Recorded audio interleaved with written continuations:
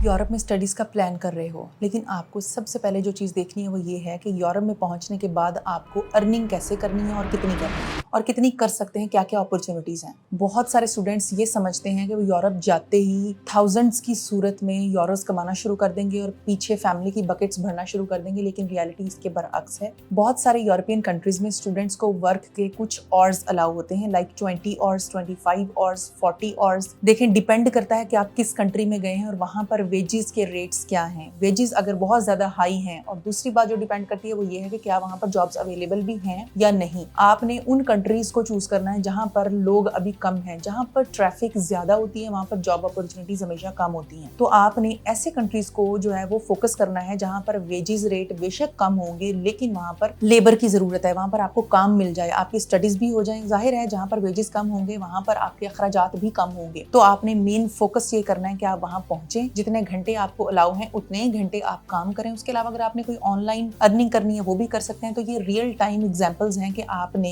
ये नहीं सोचना कि जाने से पहले आपका जो है ना वो एक माइंड सेट ये होता है कि वहां पहुंचते ही मैंने लाखों रुपए कमाने शुरू कर देते हैं और फटाफट वो अम्मी अब्बू को भी भेजने शुरू कर देने पीछे पाकिस्तानियों को जहां से कर्ज उठाया वहां पर भी फटाफट। ऐसा नहीं होता, रियलिटी इसके बरअक्स है। वहां पर पहुंचकर आप डेफिनेटली अर्न करना शुरू करते हैं, लेकिन आप अपनी लिविंग एक्सपेंसेस बियर करते हैं, अपनी ट्यूशन फी बियर करते हैं और थोड़ी बहुत अमाउंट जो है वो अपने पेरेंट्स को भेज सकते हैं। अपने स्टूडेंट्स के फीडबैक की बेस पर जो एनालिसिस है वो आपके साथ शेयर कर दिया है। जब आप अपने कदम वहां पर जमा लो, आप अपनी स्टडीज कंप्लीट कर लो, फिर आपके लिए जो है ना वो छूट होती है कि आप जहां मर्जी जिस मर्जी खित्ते में वहां पहुंचे और जाके जो है ना वो ज्यादा अर्निंग वाले कंट्री में जाएं। फिर आप थोड़ा रिस्क भी ले लेते हो महीना 2 महीने का काम ढूंढने में, तो जाहिर है फिर आप हाई वेजेस वाले कंट्री में जाएं, मूव करें और फिर ज्यादा पैसे कमा के अपने लिए सेव भी करें और पेरेंट्स को भी भेजें। ऑब्वियसली ये एक अपॉर्चुनिटी जरूर है, लेकिन ये जाते ही कैश नहीं हो जाती। सिचुएशन जो है वो उसके बरअक्स होती है। सो डिपेंड करता है कि आपकी ट्यूशन फी कितनी है और आपका लिविंग एक्सपेंसेस कितने हैं। आप जिस भी कंट्री में पहुंचोगे ये 2 चीजें आप इजीली बेयर कर सकते हैं।